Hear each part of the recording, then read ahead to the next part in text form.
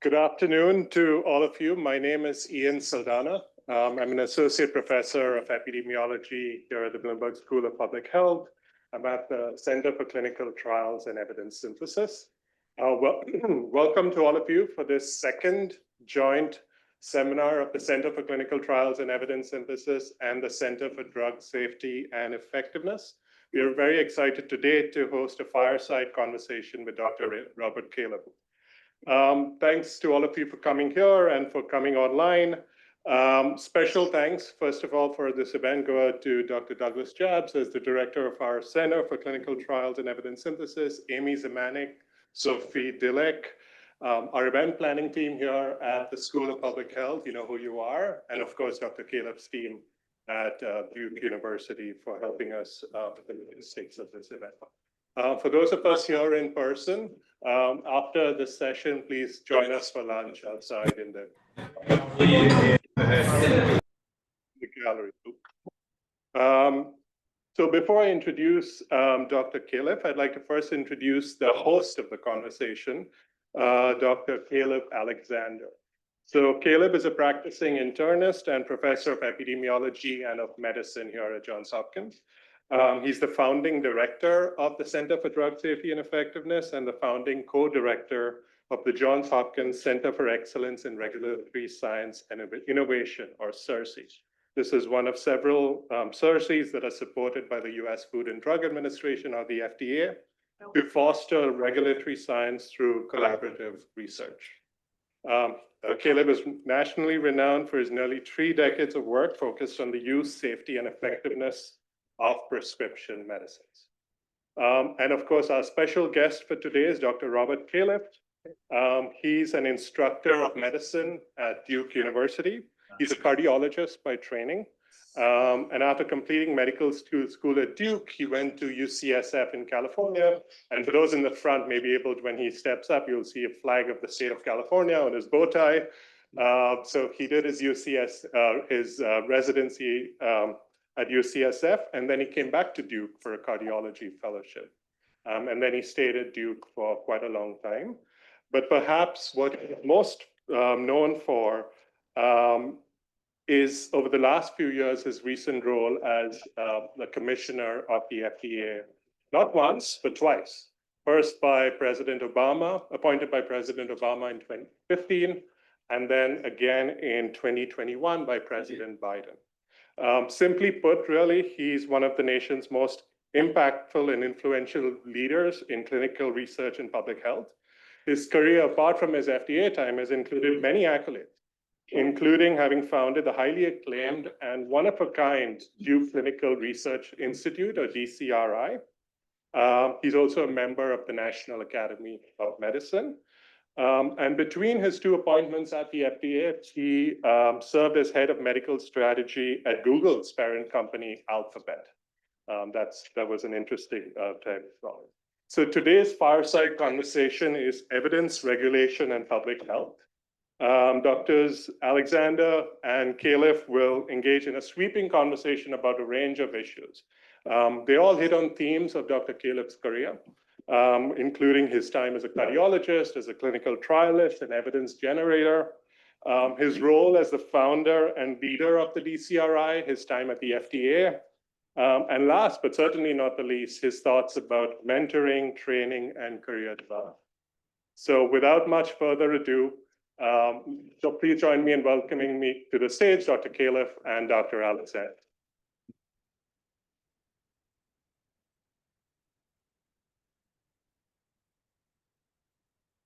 Great, thank you. And thanks for joining us. Ian, thank you for that warm introduction. Rob, Dr. Califf, thanks for joining us. Good to be here. Also want to thank Doug Jabs again, and Amy Zemanek, and Sophie Dilek, and the events team, everybody that helped to put this conversation together. Rob, you know, and I know, but most of the people in the audience don't know that, that in fact, about 20 or 25 years ago, you hired my brother and his wife to come down to Duke and to work as fellows and subsequently as trialists at the DCRI. I called my brother up last week. I said, I'm going to talk with Rob. What should I ask him about? He said, ask him about anything. Rob loves to talk about anything. I said, is it okay if we jump around from topic to topic? He said, it's fine. Did you hear the story about Rob? He walked into a lecture hall with a slide carousel. So this was, years ago, one would bring overhead slides that you'd actually slot in a physical plastic disc, a slide carousel, and he dropped the slides all over the floor, and he said, just put them back in. It doesn't matter what order they go back in. And they threw them back in, and you proceeded to give as lucid and cogent a lecture as has ever been given. So I don't know, is that an anecdote or did that actually take place? It's a true story. There's a little more to it, though. When I was a young cardiologist, there was a small hospital in Henderson, North Carolina, about an hour north of Durham, and I used to go up there and do the CME for the medical staffs, which is typically like 4 family docs in a little room. My mentor was Eugene Stead, who was the very powerful chair of medicine, trained like 30 people who became chairs of medicine, and had retired and moved to Henderson, to a lake up there, and he would come every time. So he actually took the carousel and turned it upside down and said, now give the lecture. And it was all part of the training, and it really actually helped me a lot. And Teaches you to think on your feet. to this day, when I talk, I have slides when I talk, but usually I don't talk about what's on the slides. They're just sort of background. Well, thanks for suggesting this format. We had reached out, and as usual with our seminars, we wondered a title and maybe a deck or some idea of what you discuss. And I appreciate your willingness and frankly your encouragement just for us just to have a conversation. You've had an incredible career. Grew up in South Carolina, Anderson, I believe, and then went to high school in Columbia. Love to shoot hoops. You've said that possibly the pinnacle of your career was winning the state basketball championship. I was captain of the 4A state championship team, but Okay. The reason was not that I was the best player. It turned out that they had a law in South Carolina that coaches couldn't coach during the off season. So the captain of the team did the coaching during the summer. Wow. And that was part of my job. But it's not that I was a great player, but that, like the night you win the state championship, That's got to be big. it's amazing. That's huge. The next day, you're just back to a regular person. Yeah. And so then you went to Duke, and sounds like you considered psychology, but then ended up in a career of medicine. So what pulled you to medicine? You've talked about seeing a patient defibrillated, although maybe that was after, maybe that was later in the process. Well, I don't know about now, but I was tortured in junior high and high school by having to take these aptitude tests every year. And they kept saying I should either be a lawyer or a doctor. I don't know what that really meant. But I had in mind being a clinical psychologist, and I worked in the state prison work release program in South Carolina for 2 summers. That cured me of wanting to be a clinical psychologist. Yeah.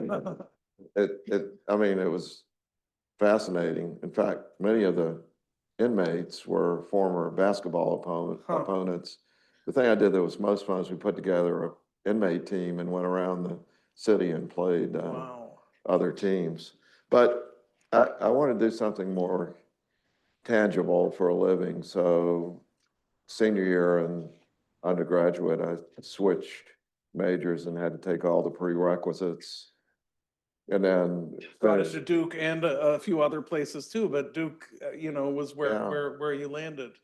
Yeah, and I had to take an extra year to finish the prerequisites and worked as an orderly during that time in a hospital. Huh. I don't think they even have a job category of orderly anymore. Yeah. But if you want to learn about the basic needs of your fellow human beings, put in Foley catheters and empty bedpans for a living for a year. It was a really meaningful experience. My mentor was Big Al, who was the head orderly. He was phenomenal.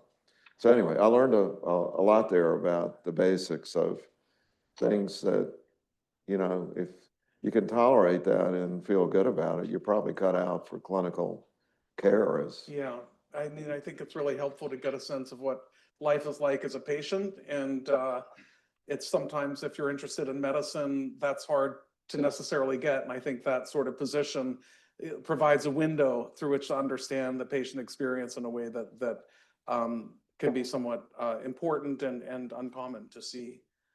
I was struck by being reminded that when you were in training, we didn't know that blood clots caused heart attacks. I mean, that's got to be, that was just, you were right in the middle of an incredible paradigm shift in what we knew about the most common killer in the country, in the world, right? In the world.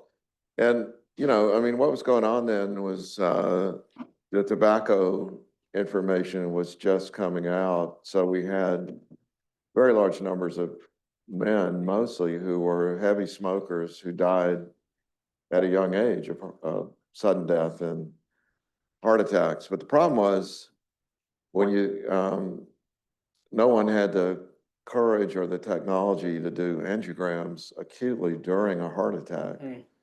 And when you die, endogenous fibrinolysis happens and the clots are dissolved. So I was literally taught in medical school that blood clots did not cause heart attacks. That's Because incredible. at autopsy, you couldn't find blood clots in the coronary arteries. Huh.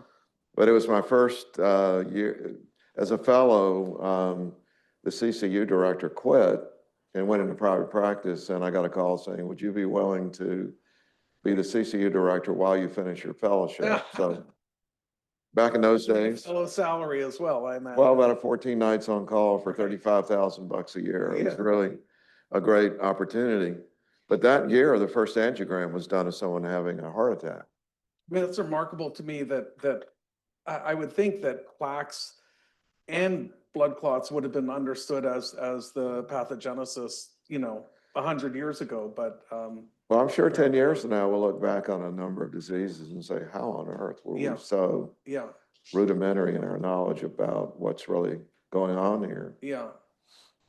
Well, you've built just a mammoth of an organization, and I don't know that I'm sure if I ask you, you're going to point to all the people's blood, sweat, and tears that went into DCRI. But I think if I went out and asked 100 people around the country, 99 of them would say this is Rob's baby, and it is a one-of-a-kind organization.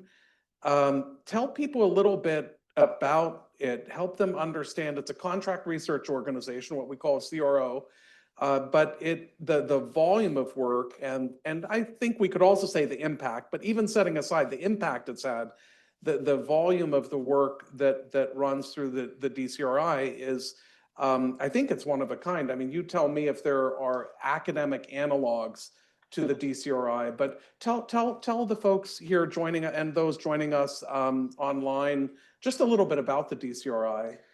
Well, we prefer to call it an ARO, an academic research organization. Okay. But at least in my view, there are a set of skills involved in designing clinical research, analyzing the data, writing it up. And then there are a set of skills involved in operationalizing the conduct of a research protocol. And they're not the same. And while I think the design and at least significant parts of the analysis are what I would call conceptual tasks that fit very well into a traditional academic paradigm, the conduct of clinical research involves a lot of money, a lot of people. It's a team effort. Logistics are very important. And so it really is best run, in my view, as a contract organization. Right. And so, I mean, what happened with us, we just stumbled into it. We were just academics doing outcomes research before it was called comparative effectiveness and other names. We had a computerized database, which no one else had at the time. All the medical records were handwritten. Right. And along came this understanding of what caused heart attacks. And the race was on to figure out who could develop the best treatment. And we just had a group of former interns and residents from UCSF who had fanned across the country. One, Eric Topol, was a cardiology fellow here at Hopkins. We lost him apparently, but he was here for a He while. had an interesting experience, some good, some not so good. Okay. He ended up doing his interventional fellowship back in San Francisco. But we just said, you know, to get the answers, we need to not only observe, but we need to randomize. Right. And so we started doing randomized trials, and that grew into I don't know why it happened, but there was a culture at the time that caught on in acute cardiology that if you didn't know the answer and you were in practice and a patient came in, you entered them into a randomized trial. Right. And it became sort of viral and a big deal. And that then funded our ability to develop an infrastructure that could work in other therapeutic areas. And that's really how it big, evolved. at its peak, how big was it? How many hundreds of millions? How many staff? How many trials? Well, if you look, you know, the revenue is hard to characterize because there's revenue that comes to the institute, and then there's all the revenue that goes to pay sites, Oh, I see. which is funneled through whoever the sponsor is, if it's NIH, PCORI, or industries of various types. So if you look at just the revenue coming to the DCRI, you know, it's around 300 million a year. And I think that's been pretty constant and sort of as a sign of the times, the peak personnel was probably 1,200. It's a lot less than that now. It's maybe 700 or 800 because a lot of the tasks that had to be done manually, like, as I said, when I started, the great technological innovation was the fax machine. That made it all possible Right. because You were moving from the slide carousels to the fax machines. I mean, before the fax machine, if someone came in with a heart attack in Henderson, North Carolina, they could make a phone call. There's no way to validate what the ECG showed, but now they could stick it in the fax machine and a central location could read it, and you can make a determination as whether the patient qualified for the trial. That was before the internet was really available outside the military. But then we went to electronic data capture. So we had all these people who were translating data from paper to computer who then, and now of course, many things are being done through automation. Yeah. So the number of people is less. The money's kind of the same. Right.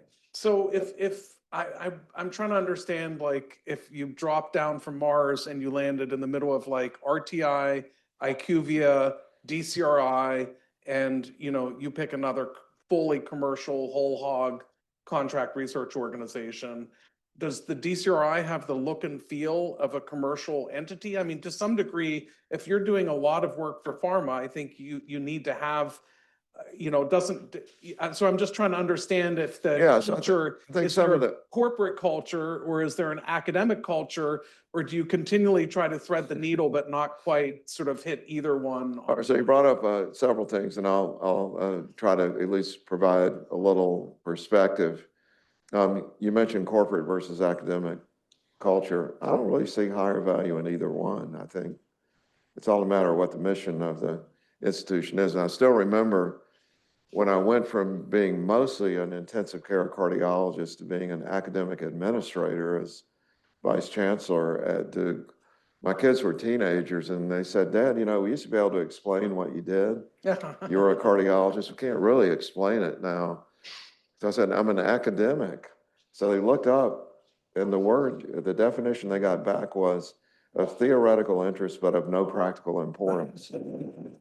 And so Reminds me of University of Chicago, where we say that's all well and good in practice. What about in theory? Yeah, so that's a Yogi Berra quote, right? In theory, there is no difference between theory and practice. In practice, there is. So I really think, I grew up as a clinician, and so I'm interested in practical things, and I think there's a place for total theory in universities. I might argue it's gone too far, and is one of the reasons universities are under attack. But so I would say the big difference between an ARO and a CRO is the mission. So a CRO is a contract research organization. Good leaders of CROs want to have input into design, but fundamentally it's a business that you run for profit with shareholders. We could also talk about for-profit and not-for-profit as an interesting topic. But it doesn't really matter to a CRO what the research is. Whereas in an ARO, because it is part of the university, it has to have a mission which extends beyond meeting a pure business need.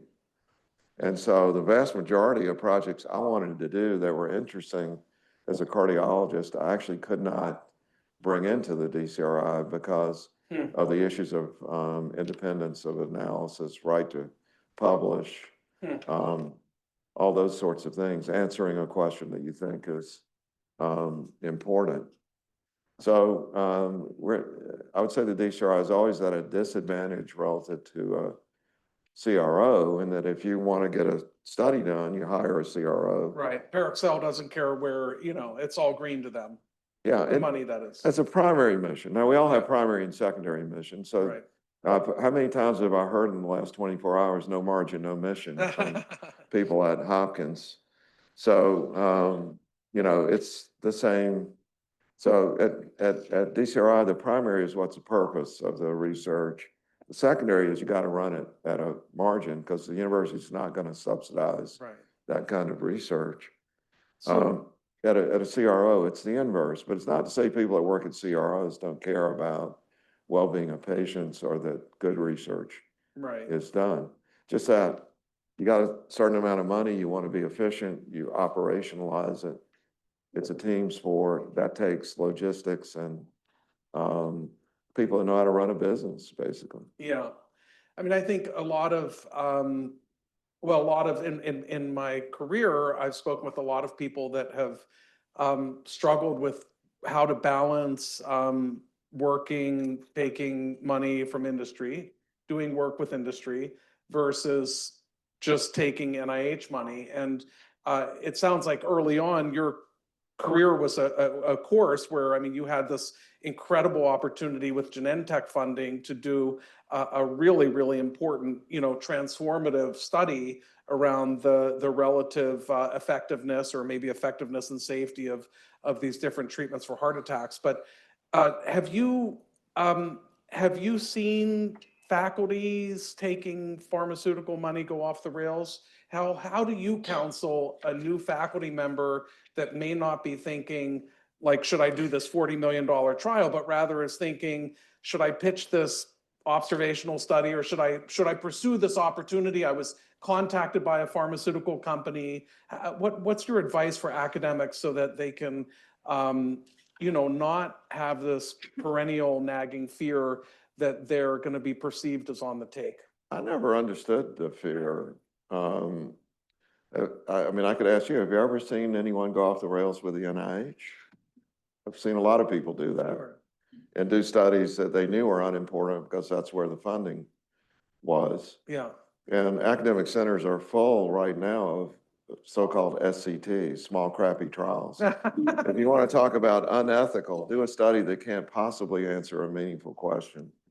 Attract research participants into it who could be enrolled in studies that actually answer important questions about which strategies or treatments are best.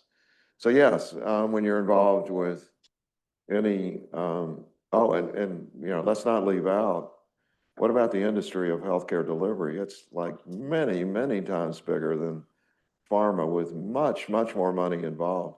Who's keeping the gates on what questions are asked at Johns Hopkins? Yeah. And what questions are asked at Duke?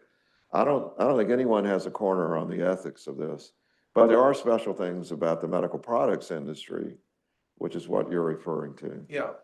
That, one has to be aware of and have to be regulated and overseen. But that gets into the role of the regulator, not the role, I'm asking now just about the role of the academic that's trying to decide, should I be concerned about taking money from GSK for this project? Will the work be perceived as less important? Am I going to feel pressure to sort of, tweak the data a little bit and so on and so forth? I don't see where that's unique to the medical products industry at all. How many times has an NIH study been mischaracterized by the institution to make it look better? If you look at press releases from Johns Hopkins, they look sort of like the GSK press releases. And, one of the meaningful moments for me, we once had a grant with the old AHRQ to look at the press and clinical research. And there was a seminal moment when Larry Altman, whose name you probably recognize, he's not writing anymore, he's a New York Times famous writer. And we were in this big room with people from the medical products industry and academics. And the academics, as usual, were preaching about how virtuous they were and how the industry was all, corrupt. Yeah. And Larry Altman said, is there anyone in this room who has not been instructed by their institution to call the press office before you return a call from the New York Times? Wow. No one raised their hand. Right. Okay. Now, if you have to go to your press office to say what you believe, is that much different than GSK saying? But, all right, so how do you regulate that? So I'm not talking about a regulator, but how do you regulate? Yeah. The answer with industry is to write a contract because money's involved. There needs to be a contract. Right. And this is where I frequently ran into problems. If the sponsor says you can't publish, you don't have freedom to publish what you find, That's a deal breaker, I can't do presume. it. It's not gonna Yeah, apply. just can't do it. Right.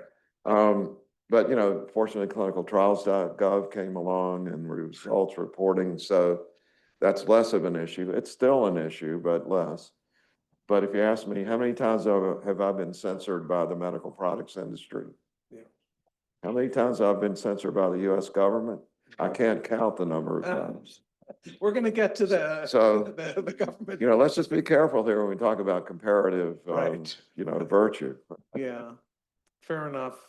Well, you spent so much time as a trialist, Rob, and know so much, and I know there are a lot of people in the room really interested in the world of trials. And I want to ask about pragmatic trials, and I want to ask about, N of 1 trials and lots of different dimensions of this. But first, I just want to ask, are we doing trials fundamentally differently now than we did 30 years ago? I mean, you've talked a little bit about, for example, the DCRI being able to maintain the revenue it does with smaller staff because of automation. And I just would be interested to hear from you, and I think many in the room would be interested to hear your reflection on sort of major changes and how trials are being done now as compared with several decades ago. I'm sad to say the theory has gotten very advanced, but the practice has actually regressed, as best I can tell. Yeah. That Gusto trial that you referred to, we had a 3-page case report form. Okay. We wrote 150 papers that were either in JAMA, Wow. New England Journal, or Lancet. Every data item was precious and led to an observation, which was a unique observation of interest to a lot of people. Yeah. What we do now is we have like a beautiful, pristine thing called a randomized trial. Right.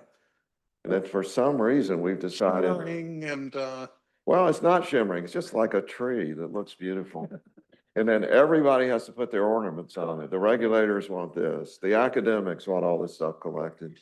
And then, we looked at infectious disease trials. Well, the first time I was at FDA, 94% of the data collected was never even looked at. wow. So, That's incredible. we're off the rails right now. And yet here we are. The studies continue to show that less than 10% of major clinical decisions are made in the context of high quality evidence to Right. support the decision. And technology is moving at this amazingly rapid rate. So the gap between what we know based on empirical evidence and what we need to know is growing very rapidly right now. So no, I think we've gone the wrong direction. We've gone to much more complicated, and there's great empirical data on this. The number of endpoints has proliferated, the number of pages in the case report form. And we're not necessarily using the data well or gathering what Right, really needs to be gathered. We're not learning at the right Yeah. rate. And a lot in academia, as I say, it's being siphoned off into useless Right. little studies because someone needs to write a paper to get Right. some promotion or something. I never would have promoted someone for doing a useless clinical trial, but it seems to happen. Yeah. So John told me about 15 years ago, this is my brother, the cardiologist that Rob was kind enough to hire. Rob told me last night he actually hired Karen, his wife, and brought John along and found him a job. Karen, actually was a fellow assigned to my clinic, and she is still is an amazing She's done it. clinician and a trialist. John's pretty good, but Oh. Karen. So John told me something that sounded really smart to me, which was better, faster, cheaper, pick two, which I imagine you may have taught him. Did you teach him that? That's an old saying. Okay. Well, is it true? I mean, is it, and where do you see opportunities? I mean, this is in the context of trials and referring to the fact that you can't have your cake and eat it too. And I guess the question for you is, where do you see opportunities to sort of have all three at once? I think the task for people interested in this is that all three can be done. We know it's theoretically possible. But if you're constrained by the way people currently think, better, faster, cheaper is a good mantra that you have to pick two. But we need to change the way that we're thinking in ways that I've mentioned. There's so much theory and adaptive trials and all sorts of stuff, but the practice is just clunky. And, I would ask the question, why doesn't every place have a DCRI? It's not that we started it because we thought we should be unique. As far as I know, at Hopkins, there are people out there today seeing thousands of patients having no idea what the right answer is, but acting like they do, because you have to make decisions when you see patients. Right. And in a set of probabilities, that maybe there's a 60% chance I'm recommending the right thing, but you should really know, and it's possible to do that. Why doesn't Hopkins have a system that says it's part of our mission to answer as many questions as we can, as quickly and as inexpensively as possible? Yeah, well, I think you've been an incredible advocate and proponent for more randomization, more pragmatism, and you've spoken passionately about Google and Amazon and the fact that these companies are randomizing tens of millions of people in a New York second, and knowing the outcome of that in an hour or a day or something. So I want to ask, where are there health systems that are closer to achieving this? In other words, you've said it would be ideal to have a system where the world of interventions and clinical outcomes is constantly monitored, and when there's a question requiring randomization, you insert randomization into the system. This is what we need, but we're far from that now. So where are systems that are even coming closer? If that's the holy grail, where are some places that are actually making a little bit of headway? Because we're no Google or Amazon. Or Walmart. The average Right. Walmart clerk does more research than the average doctor in the United States, because Right. everything is barcoded, automated, goes into a data warehouse and is Right. analyzed very What quickly. health systems, I mean, what would you hold up as an example of a health system that's coming closer to getting some of this? Well, I think if you rank them according to closeness, who am I to say? But, I do think that there are attributes of Kaiser as an example that comes closer than most. I think some places are beginning to put into HCA is beginning to randomize within their hospitals. There are other things about HCA we could talk about that I'm not so hot on. But in general, I'd say we're just falling so far short of where we should be that we need to insist. I know I see Jody out there has a grant on learning health systems. And you got to ask the question, if Google exists constantly observing, analyzing, and then randomizing where there's an important question for their business, and if food companies now make food that you like to eat that's bad for you by doing constant A/B randomized comparisons. Now I know what that means. Yeah. So why on earth are we making decisions about people's lives, not knowing the answer, Yeah. knowing there's a method to do it? Yeah. I mean, I was interested that at one point you said we could either, have the FDA be stricter and do more of this. You said we can approach this enormous chasm in evidence by giving the FDA a lot more authority. Or you said, or the community of patients, clinicians, health systems, and dreaded insurance companies, and I quote, could get together and find answers. And, I think there's a lot of appeal to that. And I also think that we live in the world we live in, right? That the incentive structures aren't in place, or they would have done it a long time ago. So, what are the incentive structures that need to change so that actually happens more? I mean, there's a Well- disincentive, isn't there an inherent disincentive to it where we would be seeing it now? You know, you could define leadership as the willingness to do what's right when the incentives don't point in the right direction. Yeah, We're a little, you know, someone gave me a quote a couple of years ago that I will never forget. It's an old saying too. You know, John F. Kennedy used to say, there's a reason why the book Profiles in Courage is a very small book. So, yeah, so if all you did is what the incentives tell you right now, we would continue to develop a health system that delivers great care if you're a billionaire, pretty good care if you're a faculty member at an academic medical center. Although I'll point out that families of faculty can't even get appointments in primary care now everywhere I go, and terrible for people that don't have money. We can Right. just widen that. right, Or leaders can step up and say, we got to change this. yeah, And, you know, do we change it by just making up the right way to do it, or do we develop an evidence-driven set of policies where we're incessantly closing the gap between what we don't know and what we need to know yeah, as a way of doing things? We also, you know, this is where I have to give my little speech. For those of you who haven't heard it yet, I am a two-time political appointee. I've been through 2 Senate confirmations. I'm 74 years old. I'm not looking for a job. I'm not looking for an NIH grant. So I don't expect me not to be political or not to say what I think. You know, we have an HHS now, which is practicing policy-driven evidence. That is, RFK tells you what the answer is, as right, crazy as it may be. right, And then the scientists are dispatched to bring back supportive evidence. right, Much like in a trial, remember, he's a lawyer. If you're defending your client, you don't get expert witnesses who go to the jury and give.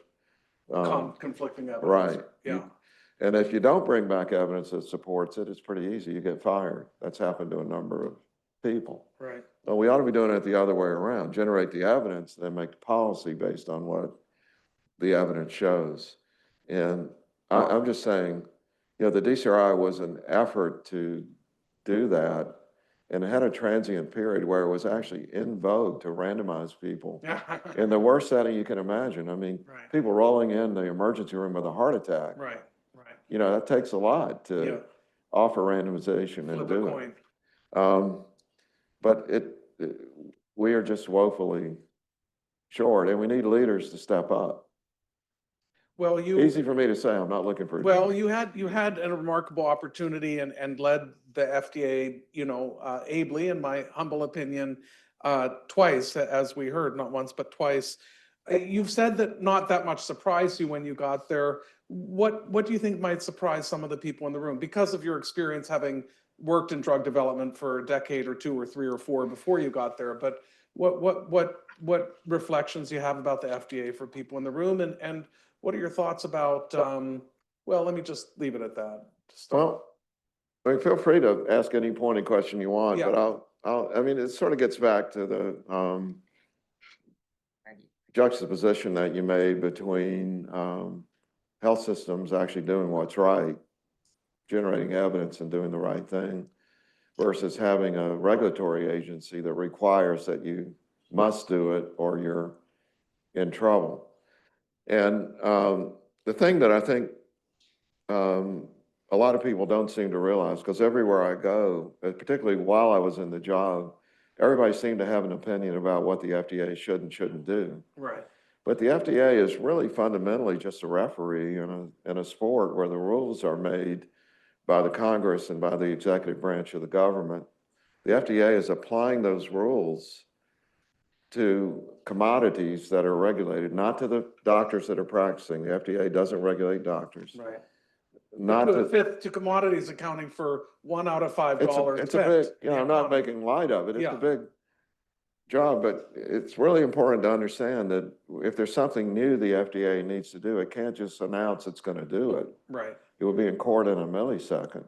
So how about a rapid Except right review? now- Now proposing instant reviews, instead of 6 Okay. to 8 months, you get all the reviewers in a room for a weekend, We 2 didn't- days, boom. We didn't plan this. That's a leading question. And what I would say, the difference now is everyone is so intimidated by the president that no one will do what would have happened during my term, which is I would have been in court immediately Right. by companies who said this is unfair. You have to have a process and you have to have an administrative record, which can be interpreted and publicly vetted. That's not happening now, and people are not standing up about it because if you do, your company might Get shot, pay a price. so to speak. Right. Yeah. So, but scientifically, do you think we can trim that much fat off the process? I mean, the FDA does have bureaucracy, I'm sure you'd acknowledge.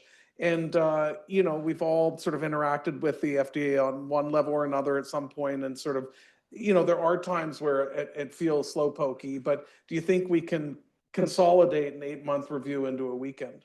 No, no, not for everybody. You might be able to do it in some circumstances, Right. and having some flexibility to do that, I don't think is a terrible idea. But again, there's a real understanding until recently that you have to be fair. Yeah, And so you can't apply a special rule to one company and not to other people unless you can justify why you think it may be a generalizable way of doing things. But I think there's a critical issue here. And I was baffled when I first went to FDA as a civil servant. I didn't initially go as commissioner. And I was on this, let's do large simple trials for everything bandwagon, get the answers with adequate numbers of endpoints and outcomes. And when I would talk to the reviewers at FDA, they just seemed totally, they weren't buying it. had no idea seemed to have no idea what I was talking about. But it turns out, if you look at the world of clinical trials and clinical research, in product development, we do that by brilliant scientists having a target, whether it's a molecule or an engineering feat, and that gets translated into a drug or device in the preclinical phase. And then at some point, in order for that point to be reached, you have to have investors who will pay for it. You have to have an IRB that agrees to it locally. You have to have the FDA agree to it. You have to have an investigator because the investigators on site have to be different than the people running the company that's making the product. They all have to agree. Then you go into human clinical trials. Out of every 10 things that enter human clinical trials, only one makes it to market. Right.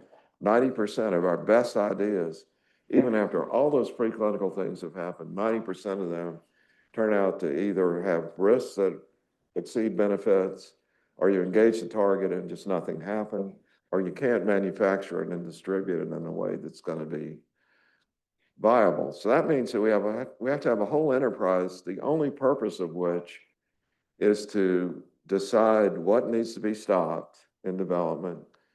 And when you have something where the benefits exceed the risk for one indication in one population, nothing else is really required to get FDA approval of a drug or a device. Yeah. Everything else after that, how long should you give it? Is it really the right dose? How do you combine it? That we never learned from at the time the product hits the door. And if FDA tried to require that, it would go right to court. Right. The courts would say, where in the law does it say the FDA can require that? And Right. it would be just a waste of time. So whose responsibility is it after products are on the market Yeah. to figure out these things? And what happens in the US, and I think one of the main reasons that we spend $5 trillion for such pathetic results, the worst outcomes of any high-income country now by far.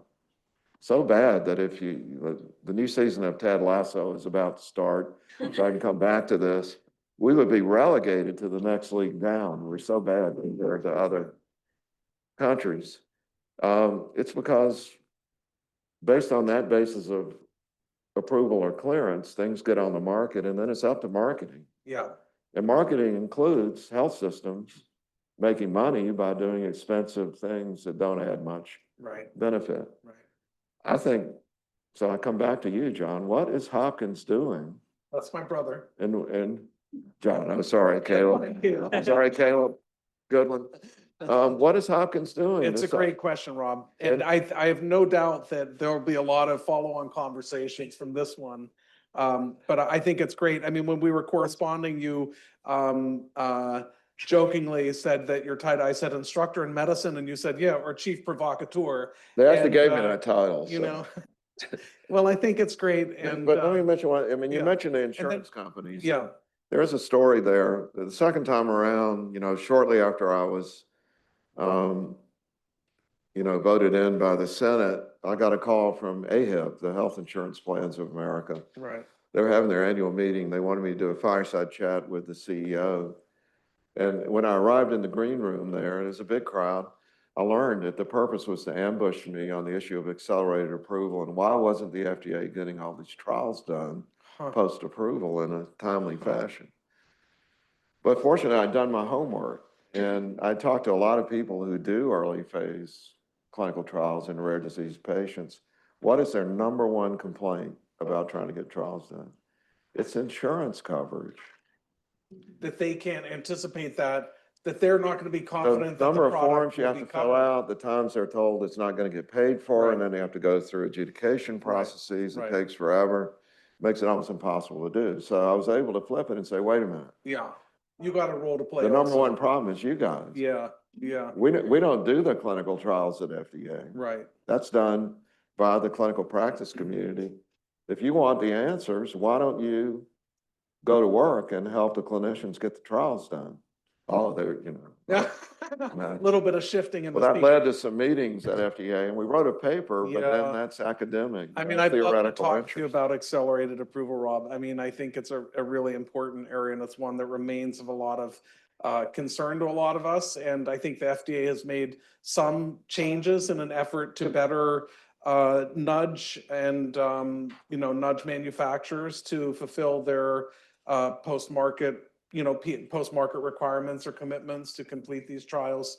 I want to ask you about mentoring and career development because we have a lot of trainees in the room. And then I also want to give folks a chance to ask a question or two themselves.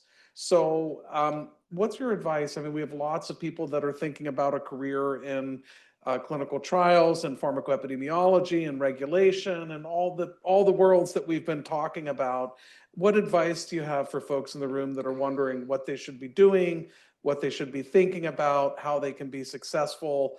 What are some of your mentoring pearls? Well, I've always felt like the place to go for a research career, much like investing, is to go where people are not going right now. And so often, I hear from mentees that I want to go into this field because there's all these things going on. But the real opportunity is where things are not going well. And the good news here is that there's a lot that's not going well right now. And so I think it's critical, to understand yourself first as much as you can. There's a saying, I have a set of things I write down every morning just to help me get through the day. But one of them is the point of life is to be who you are, having figured out what that is. Right.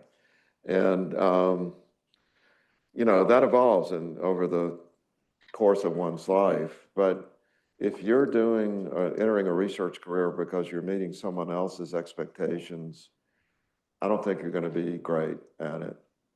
So understanding yourself is number one in my view. And then I think having courage to take things on.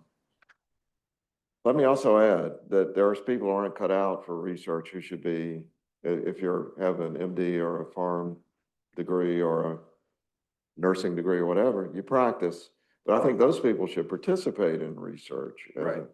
And then I think there are a group of people, and this gets back to the concept of the DCRI. There are those who conceive of research projects and work on the theory and what the question should be. And there are many people who need to operationalize the research, and they have a different role, but it should be highly valued. Yeah. And now, of course, we have data science with Well, that's a whole all new that. career. Yeah. So I think understand what role you can best play and then follow your internal compass as much as you can. Now, I'm Yeah. not saying don't be practical. If you see something that needs to be done and there's zero funding for it, like right now, if you're limited to NIH and you want to study disparities, don't call it disparities, please. You're not going to get funded. Right. But think of other ways to deal with that. You have to be practical. Well, thanks, Rob. I have one or two closing comments, but I'd like to just give everybody that's joined us a chance to ask a question or two as well. We have about 10 minutes left. If you want to, I don't know if we have a roving mic or you could just speak up and I can repeat it for those online. So please, the floor is all yours.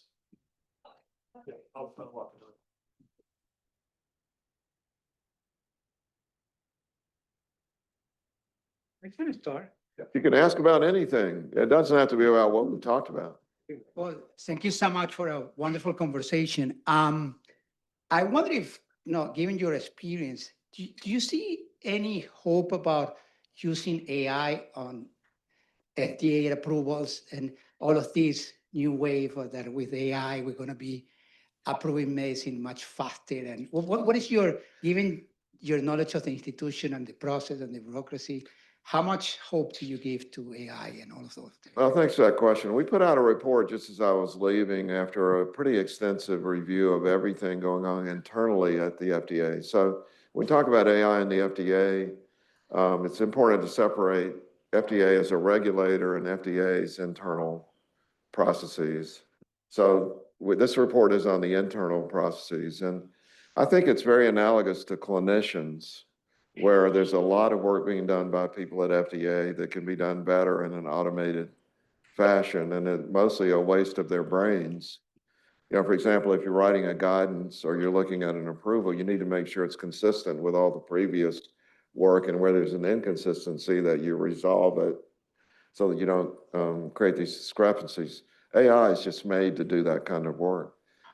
And so I think a lot can be done with AI, but I don't see it reducing the timelines or the number of people needed, because there's so much work not being done at FDA right now that should be done, but just because there aren't enough resources and people to do it. And the big issue in drug approval and device approval is not the final decision based on the data that's submitted. By the time that happens, 10 years have gone by in which the review teams have already worked with the manufacturer and that product, understanding things about it. It's a judgment about all sorts of things that you don't normally think about. Sometimes it's risk-benefit trade-off from the data. Often is the manufacturing really ready for global distribution of a safe product, and the intersection of inspections with the review team. Those things take discussion and often go back and forth multiple times with the manufacturer. You got to write a label, and the label involves a lot of judgment, and people don't realize that the manufacturer by law actually writes the label. The FDA adjudicates the label. So all those things could be done better with AI, a lot better. And I'm very enthusiastic about it, but not to reduce timelines. That's just my view of it.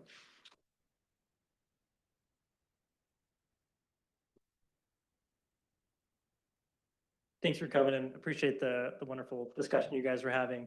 My question is a little bit less about new therapeutics, I would say, and innovation in that regard.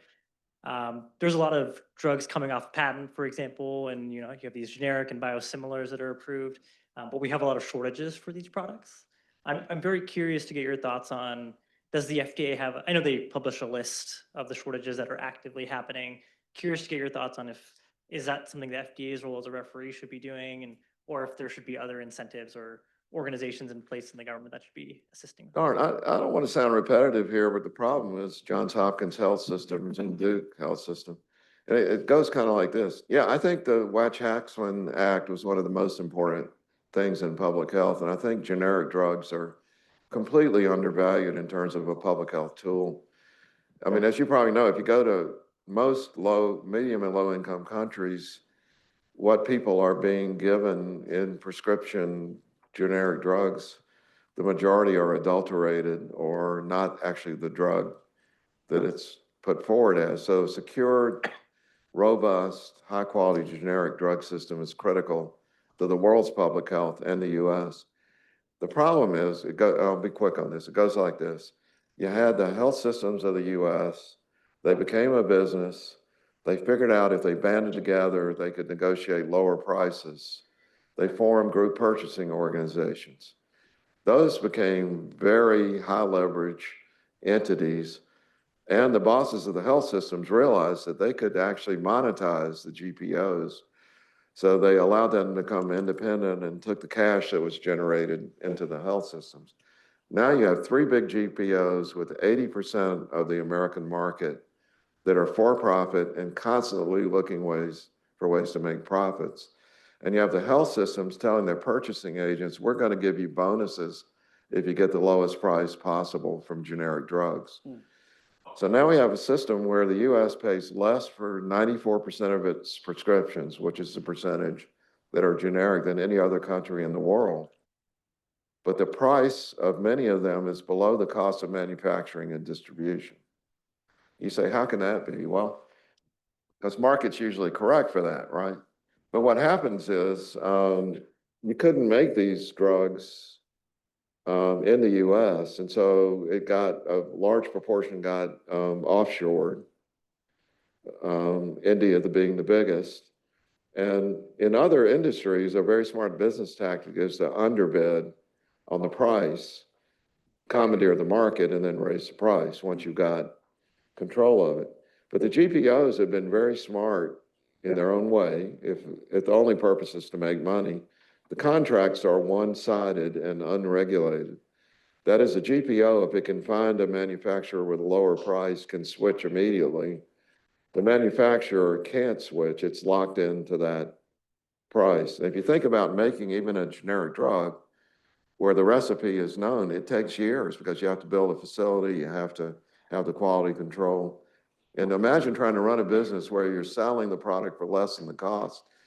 And you could go out of business in one day with no control over it after having invested millions of dollars. Congress is 100% aware of this, so there are only two solutions. You know, my dad was an architect. He designed state buildings in South Carolina. You would never hire a contractor who couldn't do the job. And you would pay what it took to have a high quality contractor. Our health systems in the US are not doing that. They could solve this problem tomorrow if So they decided to what are do the it. two solutions? Problem number two is Congress passes a law that does a few simple things, like set a floor price on drugs that you can't charge less than the cost of making it and distributing it. Mark Cuban is actually showing the way here about how that can be done because he's providing transparency on what the cost of manufacturing and distribution actually is. And there are plenty of people in the US who would build a facility today if they just had some idea that they could actually make a profit by running the business. So it's one of those two. Until that happens, we'll have hundreds of drug shortages every year. You know, the roughest one for me was cisplatin. I gave cisplatin when I was an intern, and it's still an essential drug for things like ovarian cancer. Right. When it went into shortage, the price was $13 a dose. You cannot make cisplatin and distribute it for $13 a dose. So what the FDA then is stuck with literally making phone calls to try to cajole people into making a drug that can't make a profit. So we ended up, guess what? We went to a non-FDA approved manufacturing facility in China Wow. to get it made to relieve the shortage. Now, what we did was rush inspectors over and do more inspections. So sorry for the long answer, but you hit a hot spot there. Apparently, Joseph, thank you for the question. We should. But I mean, the takeaway message is for public health people, listen to the School of Public Health. We need to pay a lot more attention. You know, you look at what's killing people with non-communicable diseases, hypertension, hyperlipidemia, you know, the things that you know, and they're all treatable. And misinformation, which we're gonna have to Yeah. leave for another day. Yeah. We are at time. Rob has been on record saying misinformation is our #1 killer. So you should read some of what Rob has written about it and follow his leadership in that space. There's a lot that we could say there, and I think you will be sticking around for a few minutes afterwards also too. Yeah, I gotta head down to Washington, speaking of misinformation. Well, we'll keep you here.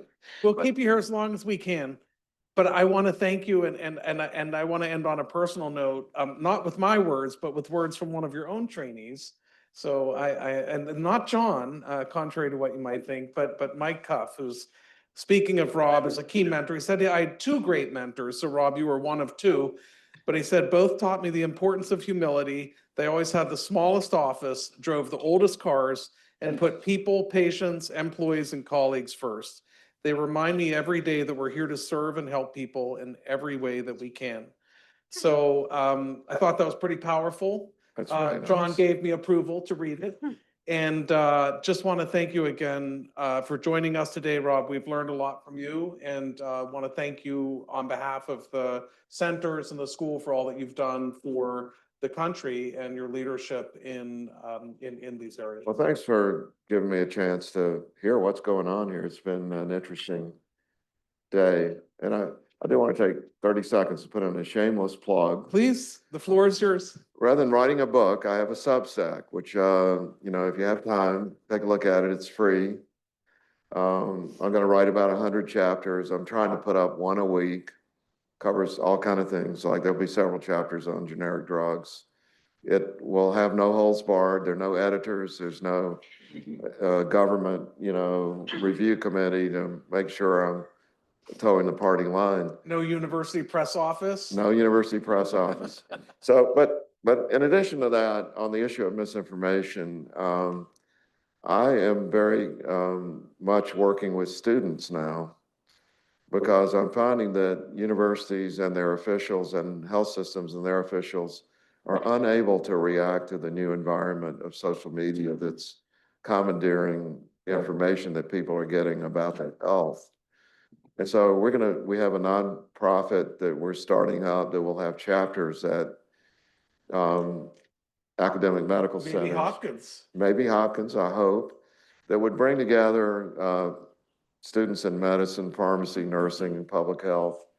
We're finding one of the most interesting groups are doctoral and postdoctoral students in biomedical sciences, because their entire reason for being is being threatened by Health and Human Services, whose leader apparently says that viruses don't cause diseases. So it's kind of hard to study virology if the people giving out the money don't think that viruses are important sources of disease. And the name So- of that organization is Alethea? Aletheia, yeah, Aletheia. the way I pronounce it, Yeah, the Greek yeah. goddess of truth. Alethea.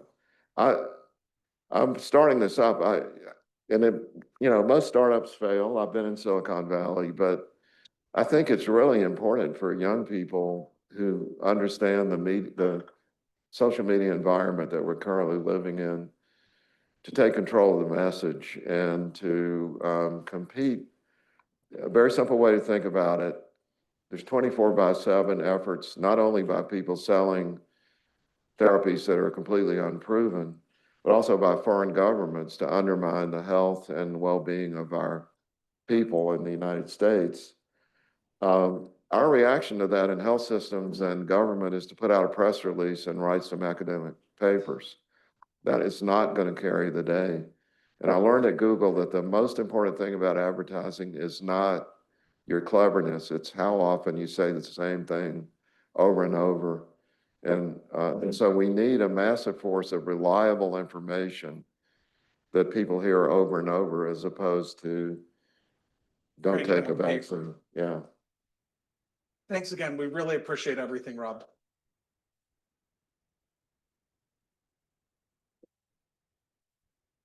Again, please join